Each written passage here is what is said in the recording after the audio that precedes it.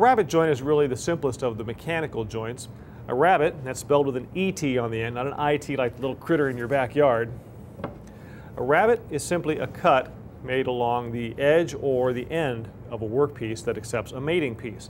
Here in this little mock-up cabinet, the top has a rabbet along each end, and those rabbets fit the sides perfectly. There's a little bit of mechanical strength in that the shoulders on the rabbet help resist a little bit of racking if the cabinet gets knocked side to side, and of course the resistance to downward pressure there too.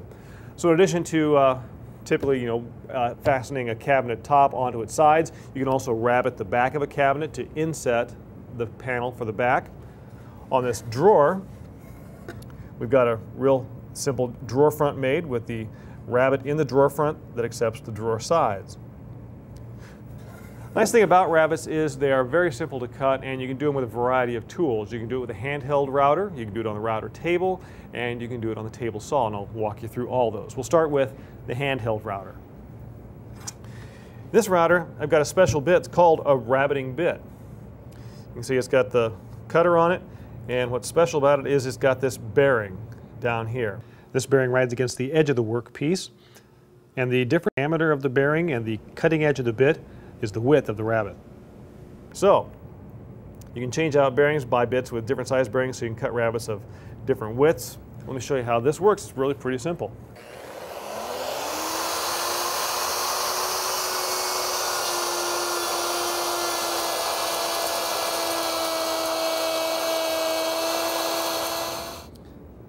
Now you can see that half-inch rabbeting bit makes a perfect fit for a mating piece of half-inch MDF. Next method is to use, if you don't have a rabbeting bit like that, you have a straight bit in your bit cabinet. A straight bit can also be used to route a rabbet along the edge of a workpiece.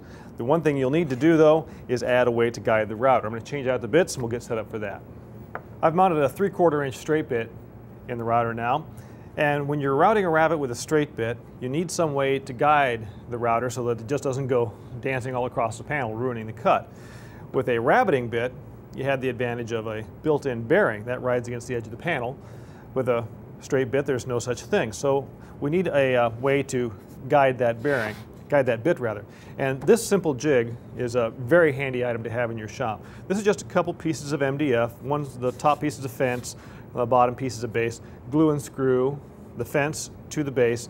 You want to make the fence about a little wide so you can have enough room for clamps back here without interfering with the base of the router. And the width of the base is determined by the distance from the cutting edge of the bit to the edge of your router base, 2.5 inches in this case. So when I made this jig, I made it so it extended a little more than 2.5 inches past the fence. Call it 2 5/8. Then I took the router bit in my router and I trimmed that edge, so now I know exactly where that 3/4 inch bit is going to cut when I run the base of the router along that fence. One other advantage to using a straight bit to cut a rabbet is that you can cut a rabbet that is actually narrower than the bit. Even though this is a 3/4 inch bit, I'm going to cut a rabbet that fits 3/4 inch plywood. It's called 3/4 inch plywood, but it's always just a skosh under. So if you want a rabbet that fits that perfectly, you can do that with this method. Use the piece that's going to fit into the rabbet as a gauge, align it with the edge of the panel, and then just bring the jig right up to the other side. Check along the cut. When you've got the jig aligned, you want to just clamp it in place.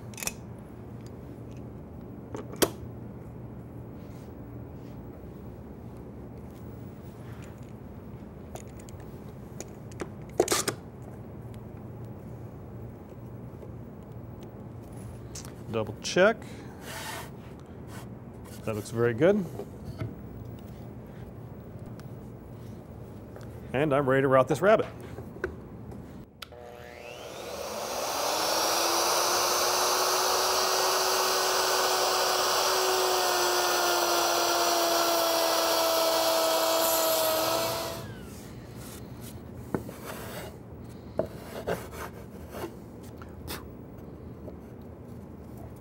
So there is a rabbet that perfectly fits that 3/4 inch plywood panel.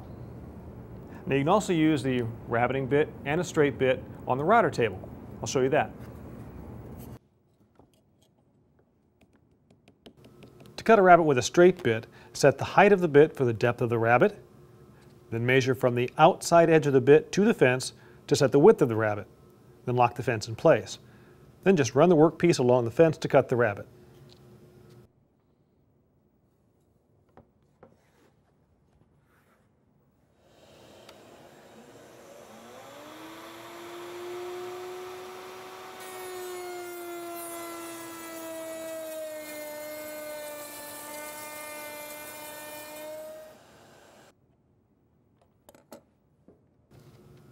When using a rabbeting bit on the router table, again set the bit height for the depth of the rabbet, then set the bearing flush with the fence faces.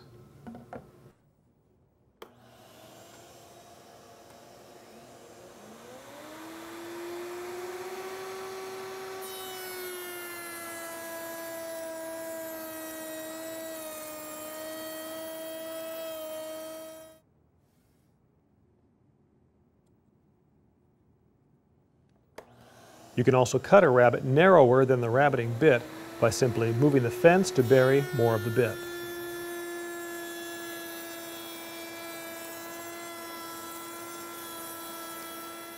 To cut a rabbet on the table saw, you could use just a standard blade and make a whole bunch of repeat cuts across the blade.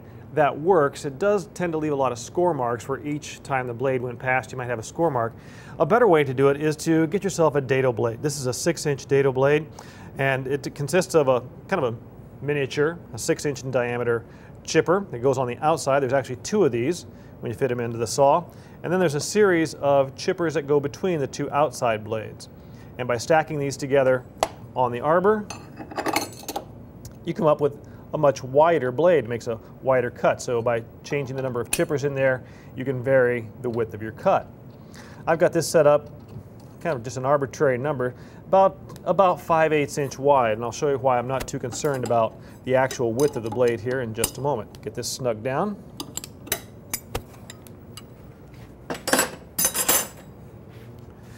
With a dado blade, you're going to need an insert that has enough room for the blade to extend through.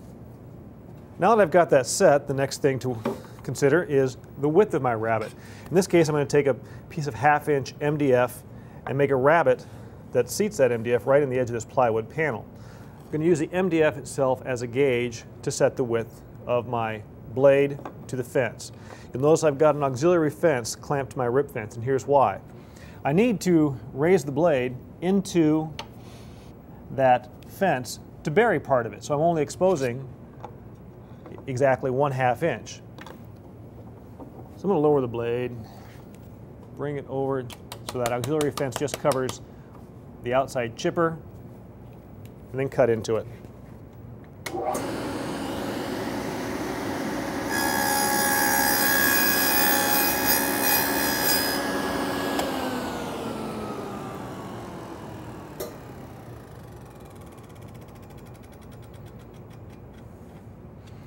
Quick check, I've got it. It looks good. Set my blade height for the depth of the rabbet, 3/8 of an inch.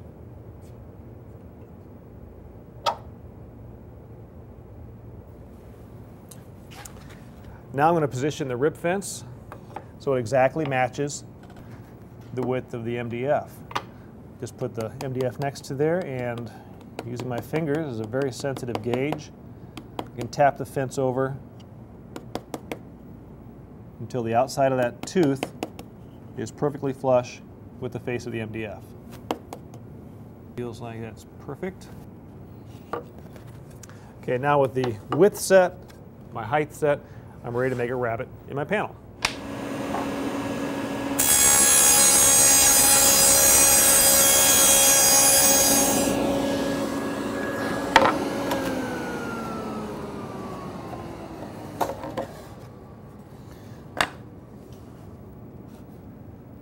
There you can see that 1/2 inch MDF fits perfectly in that rabbet.